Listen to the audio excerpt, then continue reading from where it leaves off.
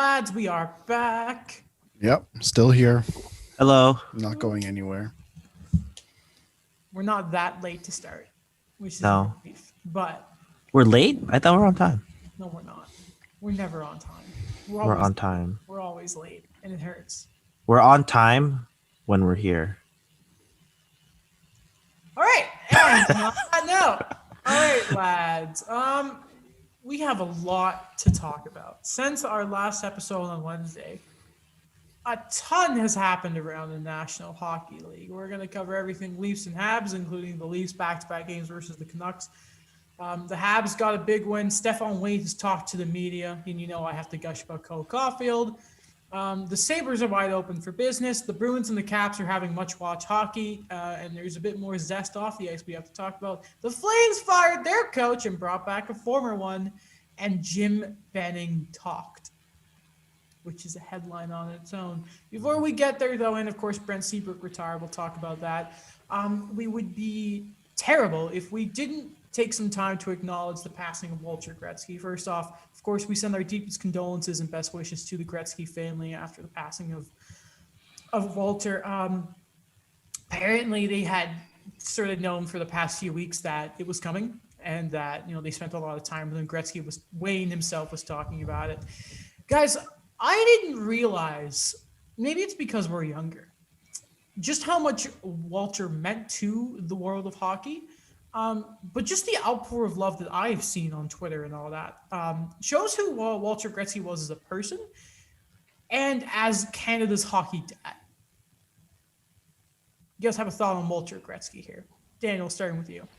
Yeah, I admit, like we're a bit younger, so I didn't really get to see Gretzky play, but I think that knowing Walter, like it was kind of something where it was always synonymous with Wayne Gretzky, that not in the fact that like it's just like the fame aspect of it, but he was always part of like the hockey identity of Canada. That at a young age, it starts with the commercials. It starts with those things where you see the origins of a young Wayne Gretzky and how he was kind of mentored by his dad to become the player he was, and the fact that he kind of like Walter stayed with hockey well beyond like Wayne's career is like in terms of like the charity games he's played, in terms of like the talks he's had, and just the outpouring of what I've heard from everybody that's gone to these events of what kind of man he was. And also like the fact that they always like that. I like that story where no matter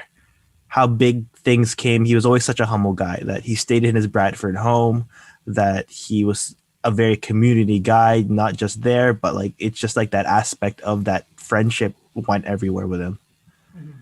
Alex. Yeah, I mean, Daniel said a lot, but one of the things that I got out of everything that's happened is he's very different than the typical hockey parent. Like I've never played hockey, but I have friends who did. So like I've been to a rink during a 12-year-old game, like whatever age group, like it goes up, even you go all the way to the NHL. Like you look at a lot of hockey parents are very, what's the word? Aggressive, very aggressive. I'll use that word. And from all accounts, like from everything I've read, it doesn't seem that Walter Gretzky was that type of guy. He was involved. Clearly he was involved, but I think in a different way than what I believe a lot of people are used to seeing when it comes to a hockey parent. Mm-hmm. It's good that the Oilers got a win for him last night. Connor McDavid leading the way in that 3 points was poetry, really. Rest in peace to Walter Gretzky. You will be missed. Seriously, an icon in hockey and in Canada in general. And this is no insult, but a guy who was just famous for being Wayne's dad, signing at everything, at anything, at any time. It's the small things. Like, I'll tell you, yeah, go ahead. No, finish what you're saying.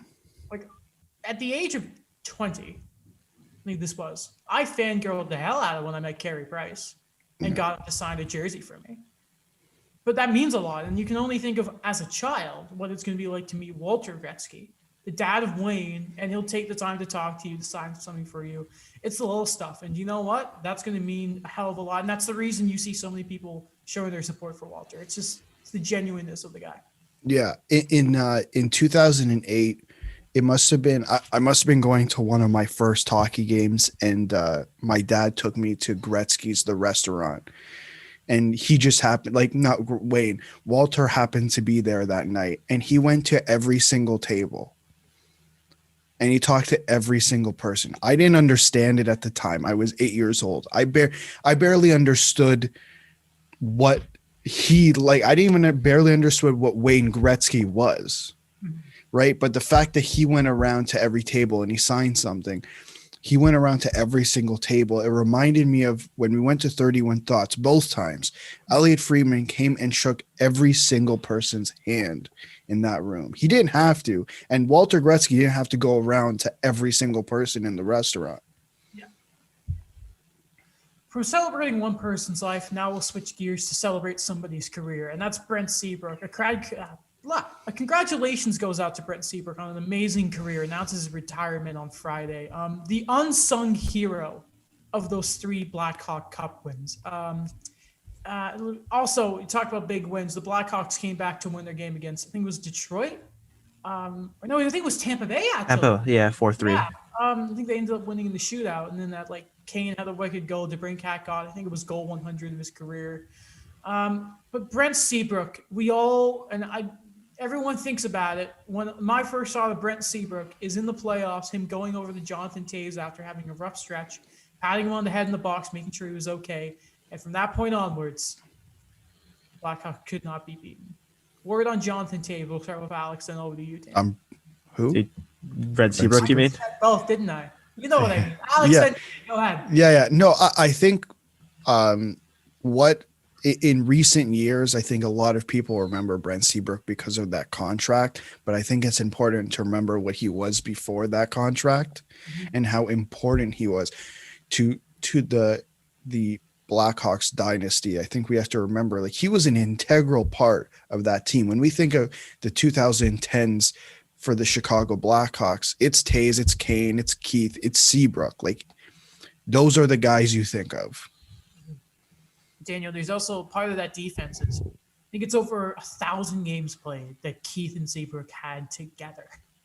Yeah, Brent Seabrook is just I don't know. Growing up, he was like a guy where I wouldn't put him in like my top tier list, but he was always a favorite to me. That the way he played was the way I kind of viewed him, as like he was always a consistent presence. And again, I could always refer back to the World Juniors. Like, that's how I first knew about Brent Seabrook. And then when he goes to Chicago, it's weird to like it's an amazing thing where the way his game kind of took off, it just always happened at the right moment when that Blackhawks team was all coming together. And that's what I always kind of viewed him as. And especially, like, I loved it when he made it to the 2010 Olympic team for Canada. It's just that stability he provided, that for all the flashiness that you had with the skilled guys, for, like the smooth skating kind of player Duncan Keith was, Brent Seabrook was always there to kind of provide that stable force for them. And I know that, the injuries did catch up, but like for what he was able to do and for the type of player he is, and it's a guy that I believe that you need if you want to win. And he was someone where, you when you look at that Blackhawks dynasty, it's like, yeah, you could say the Toews, the Kane, the Keith of that, but you don't win without Brent Seabrook. He is almost like Adam Foote. I think if you compare it to the Colorado great days, I think Seabrook is that for the Blackhawks. Mm-hmm. Just you talk about the steady defenseman. That was Brent Seabrook, one of the best names in hockey too. We once referred to him as Seabiscuit because he's like a horse. Seabrook, great hair too. Not changed from the days he was in junior to the end of his career. Looked amazing, absolutely fantastic. Would have been nice if Jonathan Toews was around right now instead of wherever Jonathan Toews is right now, recovering from whatever it is he's recovering from. Because, God, it needs to be a moment.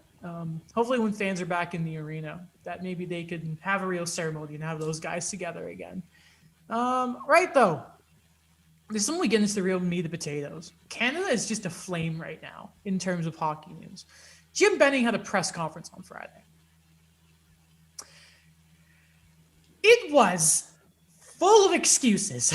I've listened to it twice now.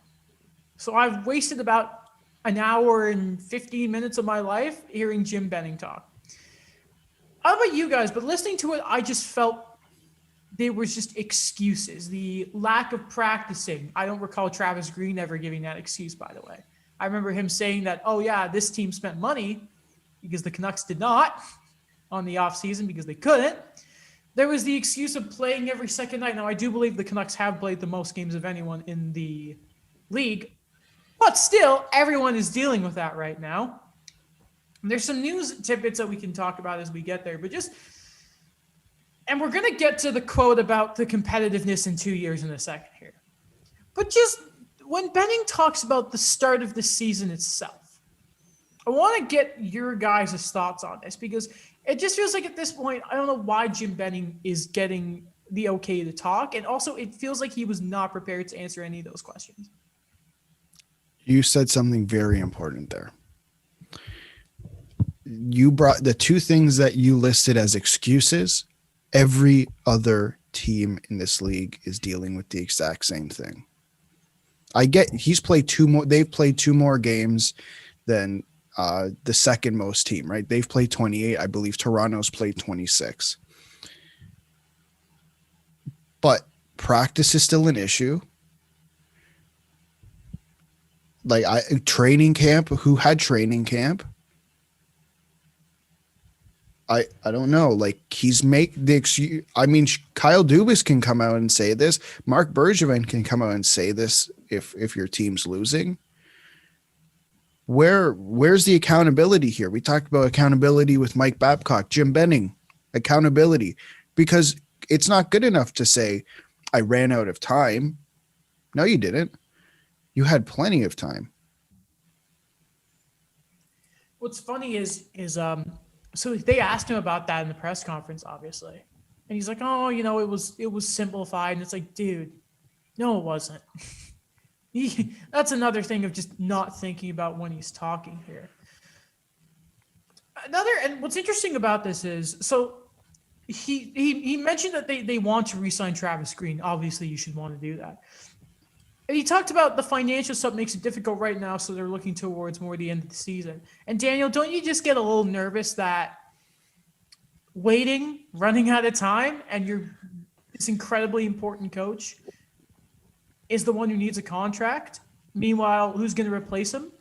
You maybe think Manny Malhotra. Oh, wait, he left. So he went to Toronto. Yeah, it was pretty interesting that I think in our preview for this season, I picked Travis Green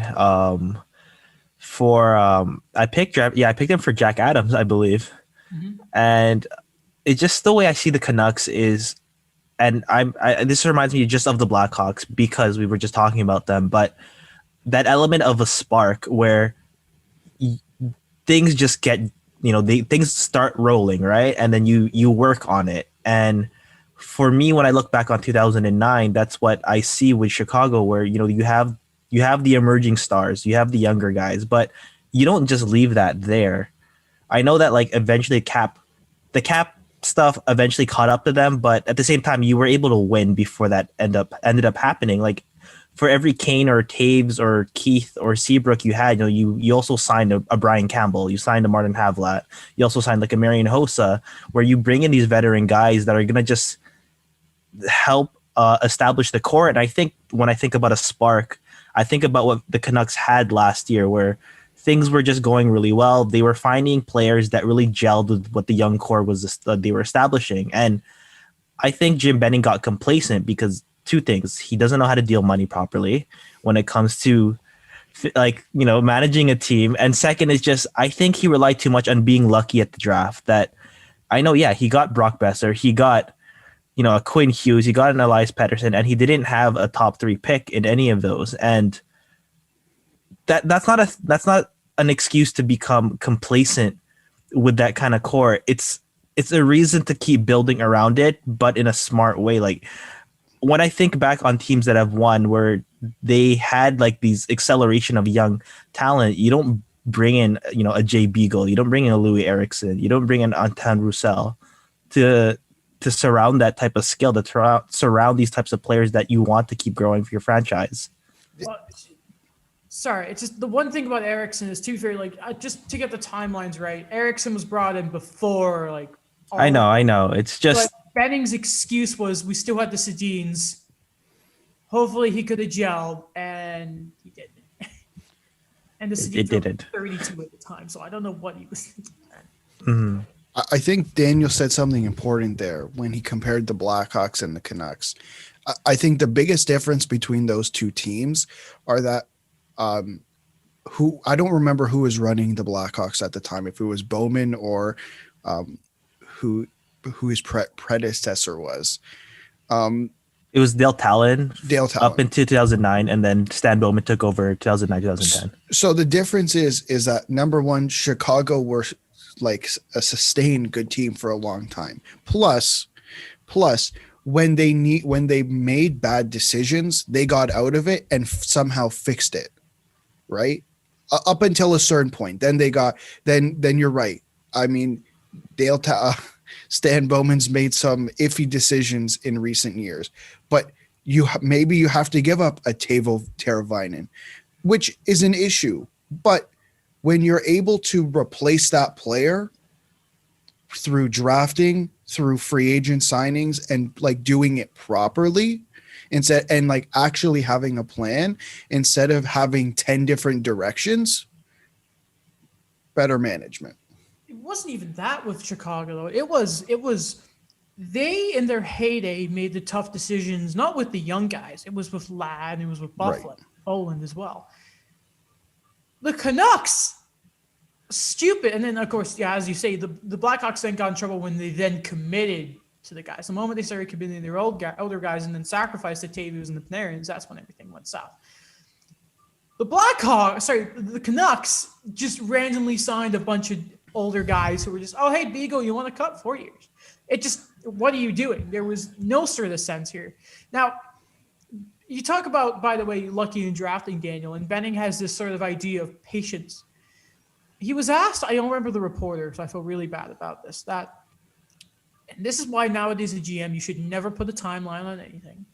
Benning said when he was hired that there was a 5-year plan. They're now in year 7 of said plan, and they've won one playoff round. Yeah, they beat the Blues.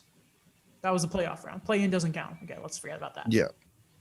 They've won one round, and it was on the back of Thatcher Demko, which, hey, got them some points in the last few days, but look at their record overall. We'll talk about those games a little later. So the big quote that Benning said that got a lot of people going was that he sees the Canucks being competitive in 2 years. Now, if you look at their cap friendly, the reason that is important is in 2 years, all the bad contracts are gone, actually. I'm going to read you guys a piece of a Thomas Drance article that came after this press conference came out.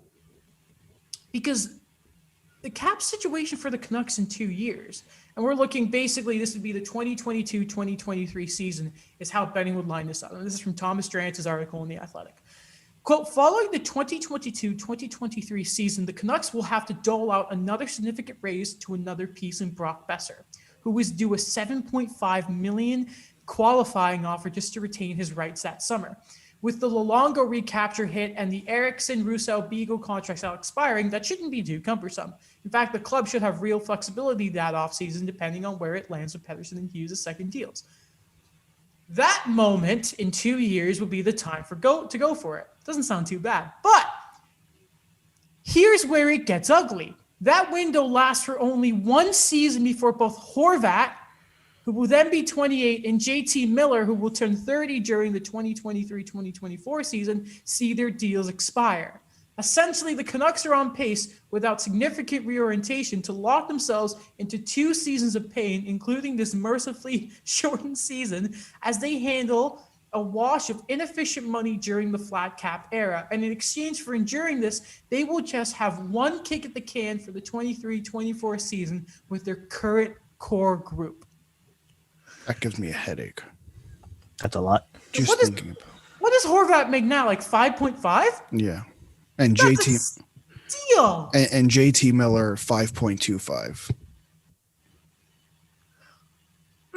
By the way, that whole article from Drance is amazing. Everyone should go read it. It's incredible. And then him and Harmon Dial, friend of the show, did a really, really good piece looking at who is untouchable on the Canucks and who is not. It's really funny when you had to throw like Louis Eriksson in there because of his contract. You know, it's not even just how you're going to pay these players. It's who are you going to fill the rest of your roster with? Like, Because yeah, just look. I'm on their cap friendly page. If I'm being honest, the only name that really stands out to me on their reserve list and in the minors is Vasily Podkolzin. Mhm. Like, there's a couple guys who I think will be NHL players, in my opinion. But where are you good? Like, you're going to make more signings because you've been so good at free agency.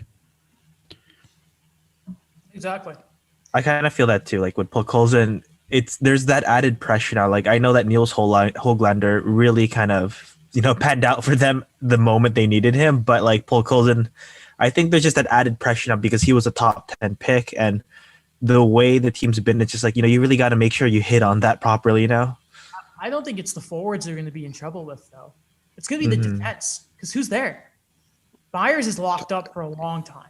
Nate Schmidt, Quinn Hughes. And are those Jordy Ben. best defensive? Ben will be gone by then. Yeah. It's just, no offense to this player, but Olli Levy has not developed, unfortunately, into the defenseman we thought. That hurt me. Well, not like hurt me, but it just kind of like it was just those guys that we become. I think from our Twitch days, remember that? I've become so invested in these reclamation projects that I wanted him to do well. Yeah. Here's where you're in a bad situation. When you couldn't move money in the summer to sign Tyler Toffoli, and now you're resorting to potentially trading Jake Virtanen, who's only 24. He's only 24. And I know he's not the top 6 guy we all thought he was going to be when they drafted him. I don't know if that's necessary. I mean, he could be, who knows? But at the moment, it's not looking like that. I think we were on a real junior high at the time. Probably. Yes. But he's still an NHL player and he's still 24 years old. That's not the guy you're trying to move. That's when you're in a bad situation. Little tidbits, by the way. Benning confirmed, obviously, that they are trying to sign Tanner Pearson. Not a bad player. And negotiations with Hughes and Pedersen for their second contract will start after the trade deadline. He was asked why not start doing it now, and he basically said, "Yeah, we live in the day we have the day." You've all seen it. It's not as bad as we're a team from Dorian, but it's. Is that not concerning? That they're waiting? I mean, I wouldn't expect Pedersen and Hughes to want to negotiate anyway. Sure, but if I'm and this goes back to what happened with Matthews, what happened with Marner, what happened with McDavid. I'm calling their agent July 1st. And maybe he did. I'm not giving him the benefit of the doubt. Maybe he did. I'm calling their agent and saying, okay, let's start working on something. Do you think Hughes switch agencies or Pedersen? Like they went to the same one or something? I believe it was Pedersen who switched to Hughes' agency. And there it is. I think it's Newport. Oh, Rip Daniel. Okay. I'm going to pause it and hopefully it comes back. We'll be back. Nope. All right. Let me just mute the game again. Okay. Okay. All right. 3, 2, 1. All right. We're back. One last thing I want to read you guys about betting, and then we can get going to the Flames here, actually. Just a quote that I wrote down here that Benning said, going back to excuses. Quote, "When we planned this team out in the summer, we were in the Pacific Division. We were going to play every team in the league. With the pandemic and border, it turned out we're just playing the Canadian teams." That's the dumbest excuse I've You got to ever. be ready to play anybody. I hate it so much. How would this team fare up against Tampa Bay or Boston or Washington? You know what? Worse. People are taking, by the way, of trying to say the Canadian division is bad. I think instead of trying to point out the bad teams, you need to point out teams like I can't even remember is it the Central? Is it the West or the Central that has Colorado and Vegas? You know, I know That's the West. the West. You don't measure a division on the bad teams. You measure it on the good ones. All right, and like the Canucks, this record in this division that is so controversial. I mean, you look at the race to the floor in the Canadian division right now. Imagine if McKinnon had his way with this team 7, 8 times, 10. It would be terrible. So they should be like happy they're here, to be honest with you. And then you like talked about like other teams, young players developing. I'm like, man, Pettersson's only a year younger than Matthews. Stop talking about that. Deal with your own team before you start. Like it was the same thing with Eugene and coming after Toronto. Like, buddy, deal with your own team before you start talking crap about others. He was complimenting the Leafs. Oh, okay. And Well, by the now way, I'm embarrassed. he did say they've been playing better lately. They went into last night's game, which they did win. They were still 4-4-2 in their last 10. And the reason for that, Thatcher Demko has been really, really good. Bubble Demko is back.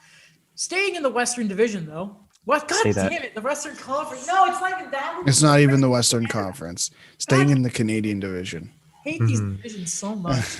Just remember, like, figured out who was actually in the Pacific / what was it, the Central? I hate these divisions so much. I know I love them, but you know what I mean, like names. The Flames have fired their head coach after I think it was a 7-2 or 7-3 win over the Sens. Jeff Ward is out, Yeah. and they have brought back Daryl Sutter, who of course was on the team from 02 to 06, and the highlight of that is 04 when they went to the Cup final and lost to Tampa Bay. And of course, Daryl Sutter did win 2 cups with the LA Kings in 2012 and 2014. He is signed for this year and 2 more afterwards. It's expected his first game behind the bench will be against the Montreal Canadiens this Thursday. At first, I could not stop thinking this is such a weird and dumb hire. But the more I've heard of it, like the more I've heard people talk about Suter and what the Flames need. There was a quote from Chris Versteeg, I think it was Friday for the broadcast, or it was Thursday or Friday. It was before the Sharks Vegas game. Versteeg said that Suter will weed out the frauds. And don't the Flames need that more than anything right now? And a coach that will give them an identity. Yes. Another thing here I think that might be forgotten is you had to I don't think Brad Treliving had much of a choice in who he could bring in. And I know I'll tell you why, because one of the discussions that's always had when a new coach is hired is, well, why didn't you try somebody new? Brad Treliving is one more mistake away from being fired. His 5th head coach, by the way. One more mistake and he's gone. He can't bring. He's not gonna. He doesn't have the wiggle room to say, hey, like, let's try a new coach. Like, I don't before like. It's just it wasn't happening because again he's one mistake away from being fired. He's gonna bring in someone who knows that he knows is gonna at least do a good job. He thinks. For me, I kind of agree with. I think there's 2 ways to see it. I think the first part is like I'm gonna like agree with Alex that there has to be that type of consistency that you get with Daryl Sutter, and he is a no nonsense guy. When you look back on the teams that when he was also the GM of the Flames of what he was able to build, it's these teams that they played a certain style that he got what he wanted out of these players, and he really did make Jerome McGinley's career into like the player we remember him as. But the one thing I have a bit of, I guess, skepticism about is that it's been a while since he's coached. Yeah. And it's more of his style where I look back on those Kings teams that won, and they were very heavy teams where they were the defensive teams where I think it was Lucas Weiss or Will Baldwin. They were mentioning about the last time Daryl Sutter was a Flames coach. And I know it was a different era, but you look at that 05-06 team, that was a heavy team. You had like a Robin Regier, you had Jerome McGinley, you had like Darren McCarty. And then when you look at those cup winning teams for the Kings, now you had the Dustin Brown. You had yeah, it's ironic. You had Robin Regier, you had the Dustin Penner, you had these types of like that gritty team that is held accountable to the way they play, but it's just we saw the signs of it past the cup years as the game got faster that this team got really slow. But Daniel, you remember who was the coach? So where was his next head coaching job after the Flames? Was that for Daryl Sutter? Yeah. Was that LA? It was LA. Yeah. So from 06 to like 2011. So it's not the first time he's been out for a while. Mm-hmm. And do you know what? If there's a player he can work with to sort of bring the heavy style, as well as sort of the new school, like you still need some speed and movement, like Kachuk's the perfect player. Mm. Perfect player. And say what you want about Lucic, he's not been terrible this It's something out of him. Was he the coach when they had him on the Kings? I'm looking back on like all these connections now. I think he was because Yeah. Bieksa had hopped onto the media call and had asked him about it. And he joked like, he had 6 hits tonight. You're going to need double that for Suter. Not to mention, he's a great coach. He's a great quote. I love Daryl Suter. He's the guy that like reminded me. Remember, like he was the guy who said the regular season doesn't mean a damn thing to me. Yes. Because again, for good teams, the regular season doesn't mean anything. It's nothing, and I love that. And he also said it's unfinished business for him with the Flames. He won the cup as an 8th place team. He did, man. Yeah. Yep.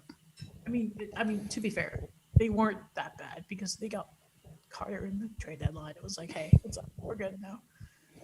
And, Also, yeah, that's a heavy guy too. I mean, like not a heavy, but you know what I'm talking about. Like he plays a checking game. oh yeah, that's part of why he's like bad now.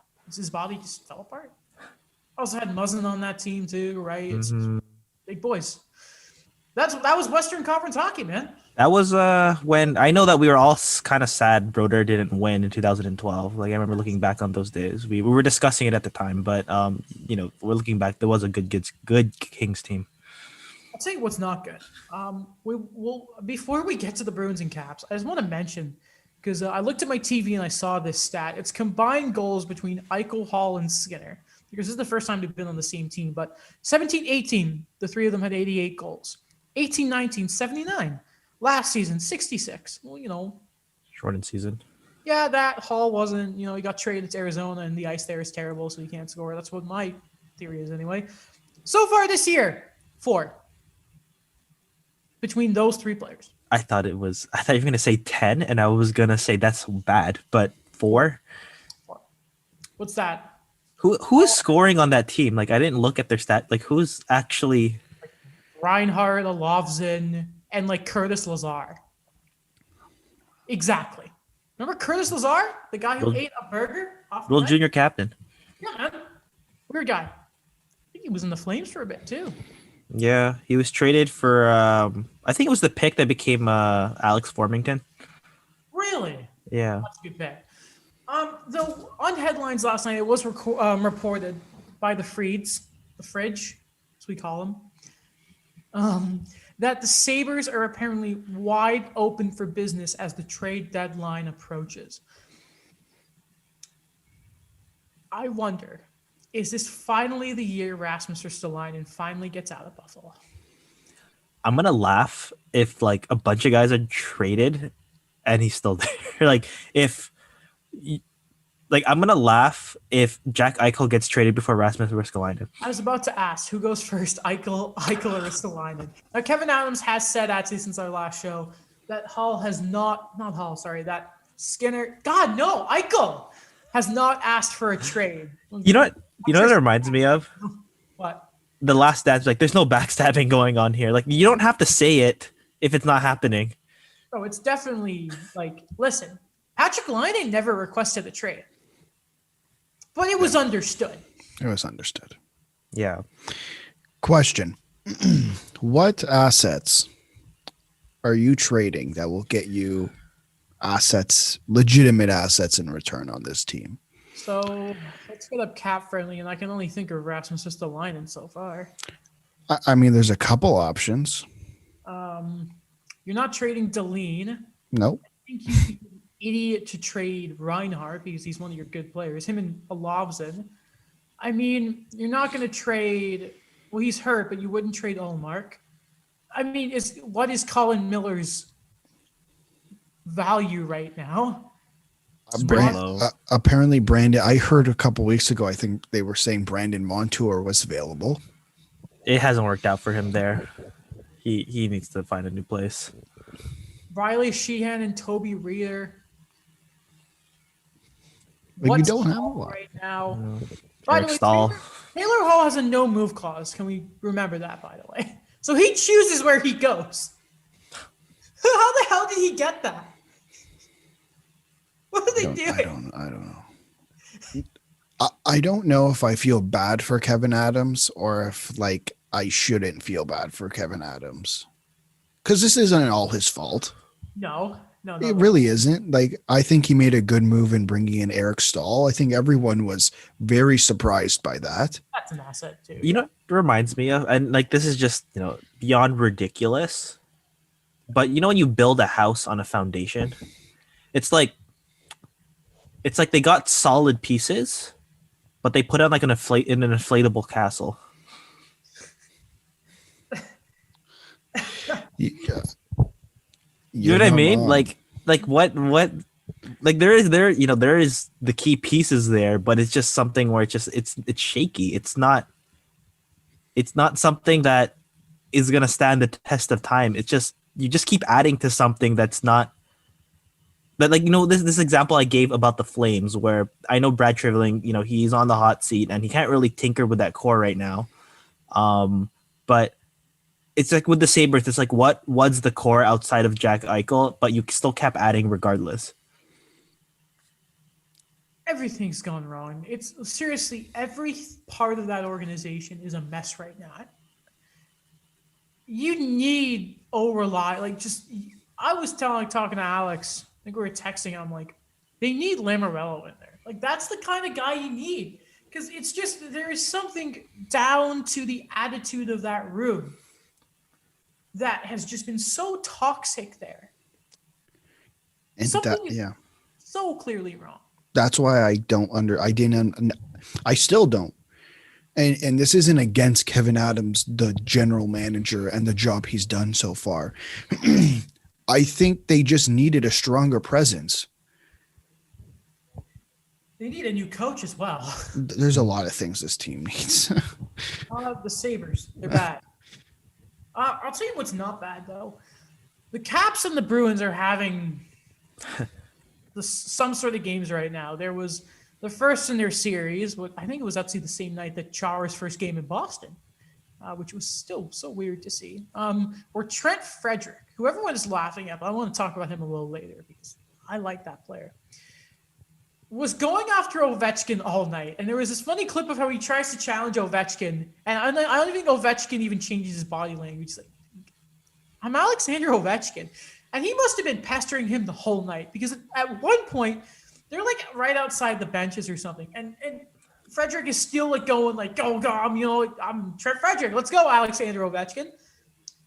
And Ovi just spears him like right in the gonads. He only got fined $5,000, which I think somebody did the comparison that if you make like $50K, it's like $50. I think that may be American, but anyway, like getting hit in the family jewels is not fun. We all know that. No, it was horrible. It should have been a suspension. But it was just in that moment, it's like, what the, like, it was just like, it was so conscious too. It was like I'm surprised it wasn't Brad Marchand. I keep thinking of the TV show Gene Simmons' Family Jewels now. Oh, God damn it, Daniel. It was just like, and then like, it wasn't even just that in this series because then it got serious. So Jacob Veranda comes into the zone. I think this was not yesterday, but the day before, right? Veranda chips in the puck. And, he's going against Brendan Carlo. Carlo, tries to get body position, puts the stick up, tries to get the puck, right? Tom Wilson comes in for support, naturally. And in the position, basically, Carlo cannot see Tom Wilson coming. And Wilson boards him, gets him in the head. Carlo went to the hospital. He's apparently okay now. He's been released, but he'll be out a while from Bruce Cassidy, by the way. Wilson ended up getting 7 games for this. He had an in-person via Zoom hearing. Now, I have the player safety video up here, and I just want to play a few seconds of it. Here, is screen sharing up? It is. Should be. Perfect. I'm only going to play a few seconds here, and this is actually very important. And you'll hear why right now. It is important to note that we agree with the Capitals' argument that at this point in the play, Wilson could deliver a hit on Carlo that does not result in supplemental discipline. We acknowledge their assertion that it is common for NHL players to legally deliver hits on unsuspecting or vulnerable opponents. While there are aspects of this hit that may skirt the line between suspendable and not suspendable, it is the totality of the circumstances that cause this play to merit supplemental discipline. What separates this hit from others is the direct and significant contact to a defenseless player's face and head, causing a violent impact with the glass. This is a player with a substantial disciplinary record, taking advantage of an opponent who is in a defenseless position and doing so with significant force. To summarize, this is boarding. Carlo suffered an injury on the play. Wilson has been suspended 4 times and fined twice during his 543-game NHL career. All right. So, reason that I bring that video up is if you see the angle that Wilson comes in on, Carlo is bent over. So, he can't deliver a clean hit if he goes for the body, but he goes to the sort of hunched over part of Brandon Carlo. And again, this suspension was not for a hit to the head because the claim was that it was not direct head contact. And we have gone over that plenty of times on this show. And salary-wise, he's not a repeat offender. So he actually would have lost and he was double the amount. But as explained in the video, Wilson is technically on ice for suspension purposes, still a repeat offender. I think there is some confusion about that. When Pat Friendly tweeted it out, I think a lot of people took it as, oh God, he's safe. But again, they're cap-wise. 7 games. I'm not going to lie. As somebody who has seen players of the team he cheers for 3 different times, there's been contact that had from hits that have had no consequences. I am perfectly fine with the suspension of Tom Wilson for this amount of games. But it is a shame that it took the injury for, if Carlo doesn't get hurt, I don't know if this is a suspension. Alex, I know that if you've listened to the show and hear about player safety. I have zero faith in and trust in the Department of Player Safety. That should have been double digits. I don't care if it's a 56-game season. It should be double digits if it was, or if it wasn't. Like, I don't care about the length. Like, watch him. First off, I don't care if he's injured or not. That was a dirty hit. It's irrelevant. That's an irrelevant argument. I don't know why that's still being used as an argument for suspension. It doesn't make any sense to me. He went in. Pardon? Go. He went into him and he went left. Watch how he hits. He goes in and his body shifts left. No reason he had to do that.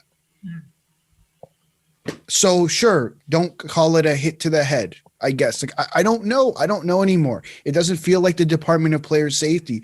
It feels like the Department of, I'm just watching hockey. I have no trust in George Peros. The guy beat the crap out of people for a living. Get someone who actually knows what they're doing. I'm going to disagree with you here, actually. I think, because again, player safety, they're not perfect, obviously. And sir, after this, go ahead, Daniel. For the standard, and again, I hate defending them, but the standards and precedent we have with boarding I think the highest one we've ever seen was 18. I think it was from, I can't remember who it was. I had the Friedman tweet, but I deleted it. The standard of what we have for boarding, I think, was fair. And the injury part is unfortunately just how they go. Listen, what we've seen for player safety this season, yeah, it's been completely inconsistent, but I really think they actually got it right here. But Adam, you're taking it for face value that you're giving a guy a suspension, but he's a repeat offender. They said it. This is his 4th time being suspended, and it's not the first time it's been a hit like this. You know what I mean? But I think that what they're looking at it is it wasn't like Sundqvist. It wasn't and that was, for those of you who don't know, that was his big suspension. That was the 20 gamer that got reduced to 14. Yeah. But sorry, before we keep going here, Dan, your thoughts on the suspension? Is it the right length? All that kind of stuff. Yeah. First thing, I found the Elliot Freeman tweet. So this is the second highest. The highest is 8 games for Zach Ronaldo in 2015. Okay. Ronaldo. Okay. So yeah. Yeah, that guy was a dirty player too. I remember his hit on Zbigniew Mihalik in the playoffs. But yeah, it is something that, like, it's again like what we talked about with the Tyler Myers thing. Like, Tom Wilson is clearly using his size in this hit, and I don't like that whole thing where he does go to the left side of things because you're digging for the puck.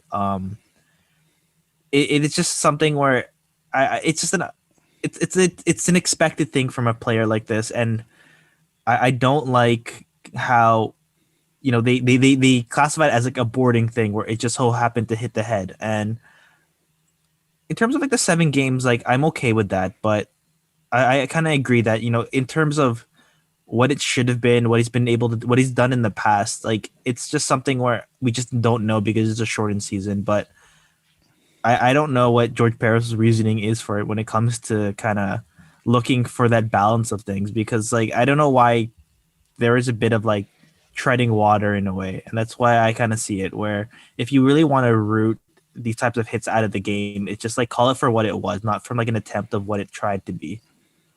It is, I think, I think there's been a very big issue with the hit to the head rule is that the fault of player safety is that they haven't previously, like this regime, have not dared to try something with setting the precedent for even just a simple 1-game suspension for contact to the head. This is the first time it's felt like they actually have, or for me at least, that they've gone in there and actually looked and tried to set something here. Because there have been so many like instances this year where there should have been hits, but there was just a fine or something, right? It's just a lot of this is the parameters in which the player safety board have to sort of work within. Like there is a much bigger issue in player safety that, yes, again, Parros, they need to be able to take the risk, even if it comes down to an appeal. You need to take that first step. At the same time, though, the NHL itself seriously need to get a sort of fixture on this hit to the head rule. Because in reality, it should have been a suspension for the hit to the head. And under those guidelines, I think he's getting a lot more games. It's just the whole framework we're working in here for player safety is just broken in and of itself. You know what I mean? Yeah, I get what you mean. Another thing here is, let's remember there's a lawsuit going on.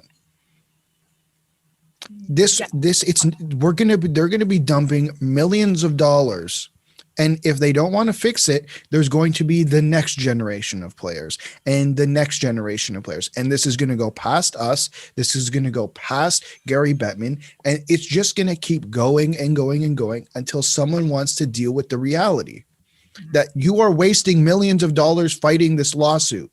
You can stop it right now and say, we are putting a rule in place. We are setting a rule in place. And then what? Then what's the player going to say when they have concussions and then they don't get, there's no penalty to anybody. If there's a penalty, there we go. We're trying to root it out of the game. You want some inconsistencies, by the way. Armia on that Myers hit got a concussion. What did Myers get for that? Nothing. You guys, I don't want to add anything more to this before we move on. No, nothing for me. It just hurts that Tom Wilson's from Toronto. Sure. Some positive from this, by the way. The Boston Bruins, a lot of talk that I've noticed in the media, and it kind of goes back to the Suter being brought in, is talking about the Kings played for each other. The Bruins play for each other. And when a team does that, I'm not surprised now how losing Krug and Chara didn't affect this team. Because the culture they have, and it's a word that's leadership and culture are words that are thrown around way too much in hockey, like how in real life literally is used way too much. The performance they gave, so later on in the game, Jared Tenardi, former Hab, claimed by the Bruins off waivers from Nashville, stepped up and fought Tom Wilson. And so I did it because originally we thought there was a goal where Bergeron came on and tapped on the glass, right? Yeah. He tapped Tenardi to kind of say attaboy. He didn't go. I was going to say that seemed a bit uncharacteristic of Bergeron to go after another player. But so by the time Tom Wilson got out of the box from that fight, the Bruins had scored 3 goals. They came together, and it was incredible to watch. And Trent Frederick, a lot of people are laughing at that guy because of Ovechkin. That is the epitome of a Boston Bruin right there. That is why the Bruins are a model organization, and their locker room is also the cream of the crop in the NHL. I've gotten a lot of respect for that team today. You make a good point there. What they've built isn't a 1 or 2 year thing. This is something that's been developed. Like, how long has Boston been good? It's 2010, 2009. 11 years. And on the ice, they've been good. So, and off the ice, they've built a strong locker room presence. And that's been with Chara, that's been with Bergeron, that's been with all these guys who are still there. And the fact that, and you make a good point, the fact that Chara and even Krug are gone and that locker room is still the same way it is a huge testament to the guys, to Marchand, to Bergeron, to Pasternak, to David Krejci, to every single guy who is still there, who is a leader. Because there's no one, yes, Chara was the captain and he was the top guy, but every Bergeron, Marchand, these guys were still leaders in that locker room. Yeah, and I agree. I think Steve Dangle made a joke about this, where it's just like even down to the broadcasters, it's just pure Boston Bruins. And when I even look at the other moves they've done in the past, where I've talked about Nick Ritchie, rediscovering his game there. When I think about getting Charlie Coyle for Ryan Donato, which looked like a steal for Minnesota at the time, it wasn't like that.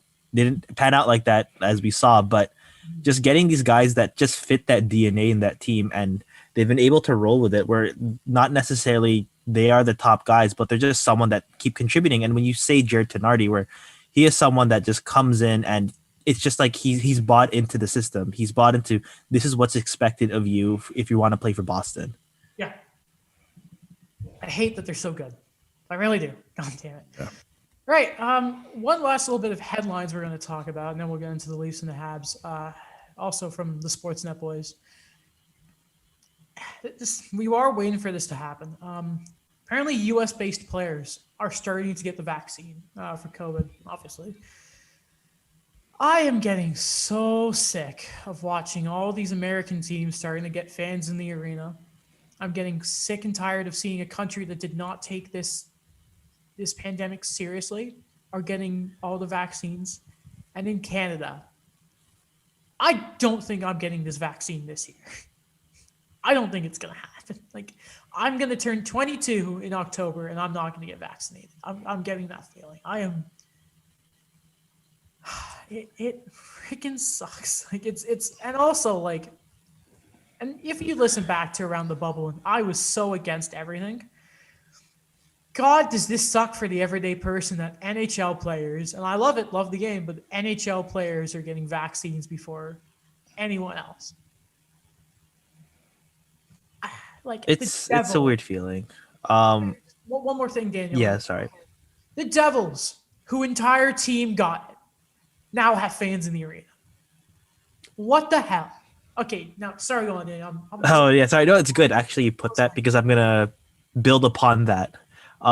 For shout out to the other staff writers of the Minnesota Wild for the hockey writers that in our we've been discussing it, and like they're people that two things they've all somehow bought Kirill Kaprizov jerseys already. That's crazy, but also for the ones that are in Minnesota, like they already are making plans where they could go and watch a game. They can go and travel. One guy, shout out Aaron Heckman, talked about he's going to Arizona to watch them on the road. So yeah, it's crazy. Where I'm not sure the extent of how these things are going to go, but yeah, I think it does tug at you because like it's another element of this whole COVID-19 thing where it's just we have that projection of the end in sight, but we don't really know the end in sight, especially from us in Canada. And again, in hockey, we understand what we have to do when it comes to like the game, but yeah, it really does like in a weird way filter into your everyday life. It's like you wonder, it's like am I gonna understand how my life was in the before times again? I know. Nearly a year coming up. Alex, you got a thought on this? Yeah, we're patting ourselves in this province for vaccinating 30,000 people a day. I'm sorry, that's just embarrassing. It's just my opinion. Like, it doesn't matter. Like, and I get different sizes, whatever. But the U.S. is doing like 2 million vaccinations a day. They can do this entire country in less than a month if they wanted to. I think the region I grew up in of Caledon, I think has 20,000 people. I was surrounded where I lived by farms. Okay, Yeah. I'm from like the backwaters of Canada. Well, no, I'm not like from like up north. Does this include Orangeville as well? No, I think that's it's like another region, Orangeville. It's kind of I think it's like I can't remember what Okay. exactly it is, but Orangeville is kind of Oh no, I mean like in the Adams story, like so you Caledon and Orangeville. yeah, but like the thing with Orangeville is it's because that was the closest where a grocery store was to where I live. Oh, okay. It was Nope. down the highway 15 minutes to go into town. That's where I'm from. No one's even sure how to get this done, how to get where to get their sign up for this or whatever. We're apparently 8 days away from having the full Ontario website up. So clearly this is going well. Yeah. Step by step. We're taking it day by day, as Jim Benning would Yes, say. I don't know. I think we found the title of this episode. I thought the exact same thing. Okay, we'll talk about the Leafs to start here. Back-to-back losses against the Canucks. Oh my God. I think. Why Chris Johnson? How can you do this? Oh God, yeah. It's all CJ's fault. That's bad. That's really, really bad. Anyway, yeah, because he joked about the Habs being juggernauts and their slump happened. Joked about the Leafs. Now they've lost. Is it the first time they've lost back-to-back regulation games this year? Yes. Yep. That's like his word But, of the year, juggernauts. Apparently, we have to tear everything down, trade Matthews, Nylander, and Marner, and start the rebuild over again. I saw those tweets and I'm like, shut up. What do you mean? We were talking to someone last night who was talking about it. No comment. Yeah, fine. No, I mean, if we're gonna start here, I mean, before getting to this, we should mention that McDavid blew up last night, but in 3 games, him and Draisaitl were held to a single point against the Leafs. It does get a little frustrating though that you see that. I think Daniel was talking about it. Yeah, that they put that performance in against probably the dynamic duo of the NHL, the reigning MVP and the guy who should be the MVP. One of the guys who scored 50 goals over the past couple of years in Leon. I hate to disrespect him. He's really, really good. He is good, yeah. And then they go against the Canucks, and they got goalie. No, they didn't look good. They did not. No. Go ahead. I was gonna say last night they really didn't look good. Like I think the first game against the Canucks, I think there was an argument definitely to be made that Thatcher Demko won the Canucks that game. But last night it just didn't feel like they were in it at all. I did not. Obviously, I'm watching more Leafs games because I get to do the watch parties with you and Mike. I didn't get to watch last night's game because Montreal were playing at the same time. Fucking big win. You didn't miss much. I think I said. I don't know how much the Mike picked that up. Can't tell you. Timestamp. God, yeah, but yeah, tell us a bit more about the game because it was hard to get real analysis because the third person on our call that night, which was not Daniel, by the way, he's too cute for those calls. Trust me, you don't want to be there. Yeah, no. The feedback I was getting from the other person in that call was just a lot of negativity. And I did not actually know what was happening in that game. And listen, Montreal winning 7-1. I wasn't going to go to the Leafs game again. No. What was happening last night? I think it's a combination of a couple things. I think they could be tired. I mean, they've played. It feels like they've played quite a bit. Playing every other night and only playing Canadian teams and not practicing a lot. Yeah, but I think they're tired. I think that's an excuse for a bad 2 games, not a full season. There's a difference here. I think there's a huge difference. Also coming off a back-to-back, that I think is something as well. But I don't know what word to use. It wasn't that they were uninterested. I think they were giving efforts at some point. It just looked like nothing was there. Like Matthews felt like he was falling down every shift. Mike wasn't actually lying about that. There was just plays that were like, why? Like, and listen, I'm not going to say every team, every guy needs to be traded, blah, blah, blah, this and that. I think the thing here is teams have bad games. Like this is an actual like team has a bad game. When we were talking about with Ottawa, when they blew the 5-1 lead, like that was just horrendous. Like that's like, I don't even know what that was. Like that was probably complacency. I think here it was more of like, you know what? They got goalied, which was true. Like Thatcher Demko was an absolute beast last night, but the guys, like there were chances that they should have had. Like this, like you should have had that. And listen, that happens every once in a while. I'm not going to crap on the team and say, yeah, the rest of the season's a joke. You know, we're never going to win anything again. We might as well trade. Like it doesn't make sense for me to do that. I think there's too many people who already do that already. Mm-hmm. Yeah, I think that there's 2 things that I saw there that, you know, maybe there was a bit of fatigue that I kind of saw it too with the skating, but also it's just this kind of thing where it's like, you know, when you get yourself into a hole where like you go into a team against Vancouver, I know that, you know, any pro player doesn't think that like, oh, we're not going to take them seriously. But I think like once you get into a bit of a hole, you kind of just realize, all right, like maybe it's like a mental game in a way where it's like, you don't think about, all right, like how are we going to like, you know, get back on the score sheets? Like how are we just going to dig ourselves out of this hole? And as it just kept on going throughout the game, it's just like there wasn't that oomph to kind of get them out of that hole, and eventually it just led to the end score. And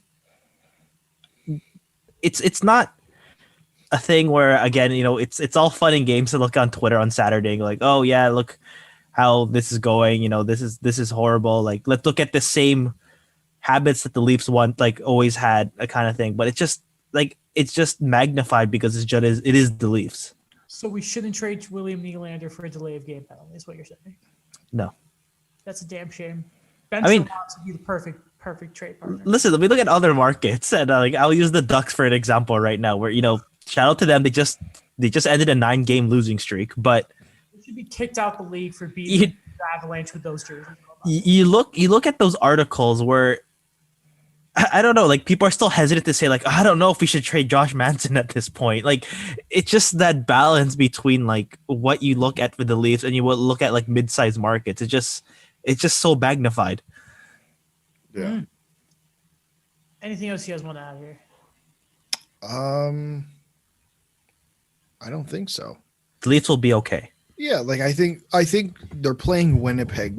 I think their next 3 games are actually against Winnipeg. So again, it's going to be an interesting matchup because I think they've only actually played once against each other this year.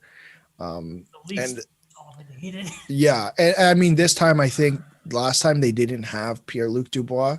This time they do. So that will be interesting to see how that changes the dynamic. Quick question for Alex. Quick answer for Daniel. Okay. Is Pierre-Luc Dubois versus Austin Matthews a thing now? No. Not like, I mean, it can be if we want it. I guess we can make it. I just don't think. I think we're trying to create something that's not necessarily there. I think there was more of something there with Laine versus Matthews because it was 1 and 2, and there were people.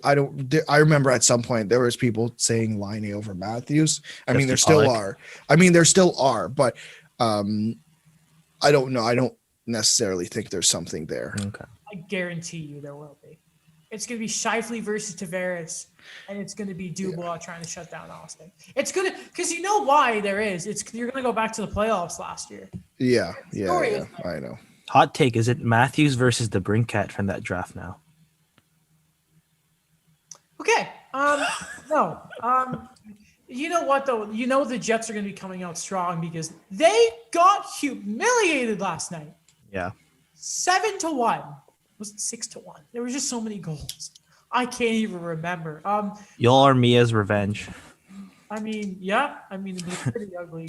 You know, it was. Anyway, a massive win for the Habs last night. They freaking needed it. They did. They just needed a clean win. I just want to double check this. It was 7-1. Good. Leading the way as always was Brendan Gallagher for pair of goals. Leave it to Brendan, Mr. Reliable. It was really funny. Nathan Boley was like a -4. Poor guy. Though there was one thing I do want to mention about the game last night, and that's early in the first period, the Habs had a power play. They didn't convert on it, but Michel Therrien has a very, it's a famous quote. I can't believe I'm quoting Michel Therrien here, but if you don't score on the power play, it should at least provide momentum. And if Alex Burrows has brought anything to Montreal, guys, it's that the special teams are starting to get to a point that, well, this is good. Montreal aren't scoring on the power play for this occasion, but you know what? It hasn't slowed them down. When in the past they haven't done it, and it's just completely screwed their momentum at 5-on-5, where we know the Montreal Canadiens are a scoring team. This was like a jolt, I think, of offense that they need. That it just kind of, I don't know. I think, and I'm not comparing it too much, but I remember when Ryan Kessler talked about like John Tortorella, where he came into that Vancouver locker room, and it's just the kind of a jolt we needed. I know that like there was criticism with Tortorella there, but it just kind of like there was something in the change, in the fact that, hey, listen, what you were doing before was not working, so let's start a new plan. I remember I love the line where Ryan Kessler's like, he gave us a speech like that made me want to run through a wall. Mm-hmm. And I think that's what Montreal needs right now, where they just kind of had to get out of that, you know, that funk of we're not winning, we're not playing our best, and they just needed a game like this to dominate. Yeah. Sorry, go ahead. I I was just gonna say, like you said it a couple episodes ago when the Julian firing happened. He had lost the room. They needed someone to come in and reclaim the room. And Adam's falling down. I agree. You broke the chair again? No, I didn't break the chair is broken, and I have bags stacked on top of each other. Oh, time to say to check out the YouTube channel. There we go. So I'm gonna finish the episode standing. Okay. Yeah, I think they needed someone to reclaim the room, and I don't necessarily think that's the easiest of jobs. But I think that he might have done it by what you have been saying, and I mean, just even watching their last few games, the way they've played, their body language. Yeah. Also, a big story was Carey Price. He's been good. His first game since his goalie coach was fired. And Stephane Waite actually spoke to the media. A very telling article. 3 takeaways I really had from it. And I did read most of it in French because it was a French article. And obviously there are some stuff that you don't have to brag. Because it was, I'll tell you what really makes me mad. And I love the Steve Dangle podcast, but Adam Wilde basically said, oh yeah, there was totally a fight between Price and Waite. And I said in my video, if there was a fight between Carey Price and Stephane Waite, I guarantee you we would know. And what does Stefan Waite do? Comes out and says, there was nothing wrong. He came to my house to see me. There was no fight. He had a good relationship with Carey, Allen, and Lindgren. There was nothing wrong. Like, absolutely nothing. Apparently, when Bergevin said, yeah, you're gone, he said, are you serious? The timing still makes no sense, by the way, because apparently in that stretch of practicing, they already saw progress with Carey, and they were getting him to play much deeper in his net, which you can notice, by the way. He's kind of like Lundqvist in his later years was a lot like that, like a goalie very much deep in his net, right? The thing I want to ask you guys about, though, a quote that it's a little confusing if you read it, but I did double check with my knowledge, and I did some research exactly with French verbs because they can be kind of weird. Apparently, Bergevin told Waite, and then Waite told the media, obviously here, that Bergevin said that he's probably next if Price doesn't pick up his play. Now, obviously, since then, Carey's been good, but it's and I don't think Marc Bergevin's going to be very happy that Stefan Waite said this. No. But it definitely goes on the claim that Stefan Waite was Marc Bergevin's last bullet. He's got nothing left. Nothing left. I mean, he's not wrong. I think Marc Bergevin knows. I don't think he's a crazy guy. I think he knows he's on the last straw, and if Dominic Ducharme does not work out. Mm-hmm. I guess to bring this back into what we said early in the episode, who's more on the hot seat, Brett Treveling or Marc Bergevin? They're both. If both teams miss, then they're both gone. Yeah. Again, Bergevin's only on his third coach. How is Treliving on his fifth? Oh, it's Bill Peters situation. Yeah, but like Gulutzon, something was so wrong with Glenn Gulutzon. Did he start with Glenn Gulutzon, or did he hire Glenn Gulutzon? Was Glenn Gulutzon the replacement? Who? It was Bob Hartley, right? Yes, Bob Hartley. Oh, remember that? Oh my, the guy who started a line brawl and got fined for it. Imagine being the guy who gets the most punishment in a John Tortorella situation. I'm pretty sure he was the last Atlanta Thrashers head coach too. Really? Yeah. Now he's in Russia. But I think they're both bad. He started with Bob Hartley, fired him in 2016, had Glenn Gulutzon for 2 years. Yeah. I guess fired him. Had Bill Peters for a year and a bit. Yeah. Then Jeff Ward and fired him. Jeff Ward fired him. And we hired Daryl. And now we're at Daryl. I don't know, man. And finally, last note of the show I wanted to mention here. The Big Ten champions, Wisconsin. Now, of course, we still have all the big tournaments in the NCAA. So, but Cole Caulfield leading the NCAA scoring in 28 games played, 46 points, 25 goals. It's pretty good. Is he going to finish his degree? No. He's coming. Maybe during the summer. No, he's maybe, but he's definitely coming to Montreal whenever Wisconsin are done. He's definitely he's definitely winning the Hobie Baker. Won't win the fan one because fans are bitter and got this random guy who's playing well in the military college system, but at the same time he's 23 and Caulfield is doing this at 20. 20-year-olds who have won the Hobie Baker? I believe Cale Makar. Yep. Paul Correa? Yep. And those were the only two I remember. But I knew two of the names. I just higher points per game numbers than when Johnny Gaudreau won it, by the way. Was George McPhee 20? I don't know about that. Fun fact. You know who's not going to probably win it?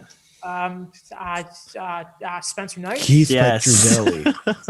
I found a guy, goaltender drafted by the Detroit Red Wings. Phenomenal name. Keith Petruzzelli. Is it as good as Gianni Fairbrother? I'm still mad about that. So tell me about Javon. He has a cool name. That was that. I think when I was writing on the doc, that was when Eric Engels just announced his signing. I'm like, I gotta add this guy's name. I remember thinking, do we talk about this? I'm like, no, I don't know if the followers are going to know anything about Gianni Fairbrother. And then it was on the doc. I'm like, oh, okay, cool. I guess we'll talk about this. And then it's just got a cool name. He did have a cool name. He does have a Yeah. cool name. So, I guess we can all give our final Twitters a look. If anyone cares, it's 3-0 Islanders over the Sabres. Will this be Of course it is. Ralph Kruger's final game? Probably not, because the Sabres are weird, but You know, I felt for him in Edmonton because, like, I remember reading throughout, like, in terms of player development, he was pretty good. And then Niall Yakupov believed that if he stayed as the Oilers coach, he would have been able to refine his game. no offense, but Neo Yakupov as your one supporter is not a great. I tried to look for an extreme example to be like, okay, You found it. yeah, like maybe this is like a compliment we could see in a way. No, I'm sorry. Can't let you do that. Team Europe, Yeah. silver medal. Yeah, Okay, that's about it. we good? I think so. We are. All right, well, if you enjoyed this episode of the show, check out the YouTube portion, because towards the end of the episode, you'll get to see me fall out my chair or beanbags. Then you'll also get to see our beautiful faces, and you can check out more of our works, Daniel's stuff for the Hockey Ride and the Eye Opener, my YouTube channel, Alex's blog. And beside that, you can look at your phone and then realize that Daniel just said something in the group chat. God damn it. Get the F out of here. Oh, I was just looking at that tweet as you sent it, funny enough. Yeah. Beside that, I mean, thank you to VoiceOut as always for being a fantastic platform for the show. Check us out on the podcast app for iTunes, iOS. You can give us 5 stars. There's still that one person who gave us 2 stars. I think somebody on the Sabres just scored their short. Is it Jeff Skinner? We'll see in a second. Next time, it was Jeff Skinner. Wow. He scored. Wow, this is breaking news. Breaking news. Jeff Skinner scored. Jeff Skinner. That was nice, eh? That going on his backhand. That was a pretty good goal. I think that the resurgence begins. Take that. 5 combined goals on the year. Let's go. Check out wherever you listen to the podcast, like Spotify. A lot of people do that. Even though if you listen to weird music like I do, that's in Japanese, Spotify is just full of people trying to do covers of it in English, and it sounds horrible, which is why I use the YouTube Music app. Anyway, that's it. We will see you all Wednesday. Thanks, guys.